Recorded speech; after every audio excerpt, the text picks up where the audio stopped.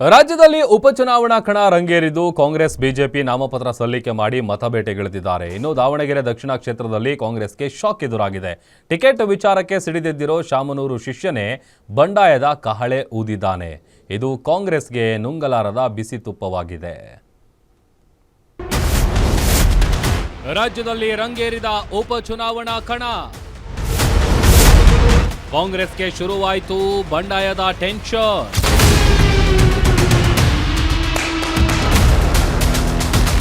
ರಾಜ್ಯದಲ್ಲಿ by election ಅಖಾಡ ದಿನೇ ದಿನೇ ಕುತೂಹಲಕ್ಕೆ ಕಾರಣವಾಗ್ತಿದೆ.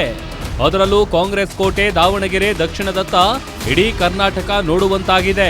ತ್ರಿಕೋನ ಸ್ಪರ್ಧೆ ಏರ್ಪಟ್ಟಿದ್ದು ಸೋಲು ಗೆಲುವಿನ ಲೆಕ್ಕಾಚಾರ ಈಗಿನಿಂದಲೇ ಶುರುವಾಗಿದೆ.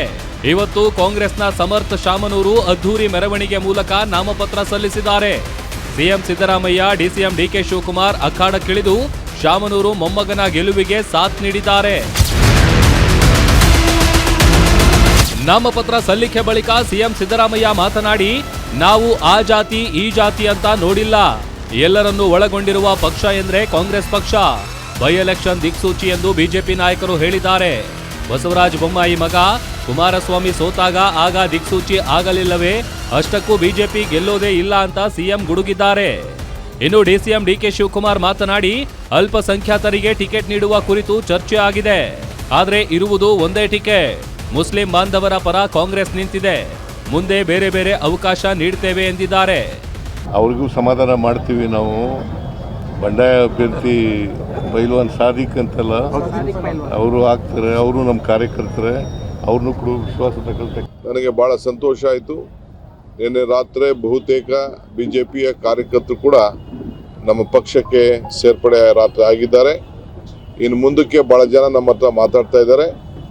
ನಾನು ಕೂಡ ಭಾಳ ಸಂತೋಷದಿಂದ ಅವನ್ನೆಲ್ಲ ಕೂಡ ಬಿಜೆಪಿಯಿಂದ ಅವರ ಅಭ್ಯರ್ಥಿಯಲ್ಲಿ ಗೊಂದಲ ಆಗಿ ಅವರು ನಮ್ಮ ಪಕ್ಷಕ್ಕೆ ಸೇರ್ತಾ ಇದ್ದರಿಂದ ಅವನ್ನೆಲ್ಲ ಕೂಡ ನಾನು ಸ್ವಾಗತ ಮಾಡ್ತಾ ಇದ್ದೇನೆ. ನಾವೆಲ್ಲ ಹೆಣ್ಮಕ್ಳಿಗೆ ಮತ್ತು ಪ್ರತಿ ಕುಟುಂಬಕ್ಕೂ ಕೂಡ ವಿದ್ಯುತ್ ಶಕ್ತಿ ವಿಚಾರದಲ್ಲಿ ಎಲ್ಲ ವಿಚಾರದಲ್ಲಿ ಕೂಡ ನಾವು ಕೊಟ್ಟಂಥ ಕೊಡುಗೆ ಅವರೆಲ್ಲ ಇವತ್ತು ಸ್ಮರಿಸ್ಕೊಳ್ತಾ ಇದ್ದಾರೆ. ಭಾಳ ಜನ ನಾನು ಸರ್ವೆ ಮಾಡಿಸಿದ್ದೇನೆ, ನೋಡಿದ್ದೇನೆ. ಒಳ್ಳೆ ಹಂತದಿಂದ ನಮ್ಮ ಅಭ್ಯರ್ಥಿ ಸಮರ್ಥರು ಗೆಲ್ತಾರೆ ಅನ್ನೋ ಒಂದು ವಿಶ್ವಾಸ ಇದೆ.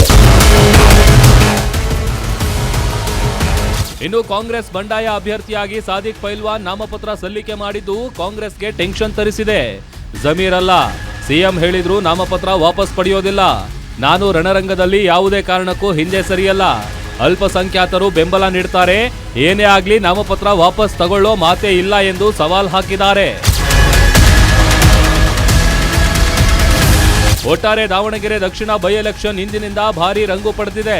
ಬಿಜೆಪಿ ಒಗ್ಗಟ್ಟಿನ ಮೂಲಕ ಚುನಾವಣೆ ಎದುರಿಸುತ್ತಿದ್ರೆ ಕಾಂಗ್ರೆಸ್ಗೆ ಬಂಡಾಯದ ಅಭ್ಯರ್ಥಿ ನುಂಗಲಾರದ ಬಿಸಿ ತುಪ್ಪವಾಗಿದೆ. Mallikarjuna Kaidale, guarantee news, Davanagere.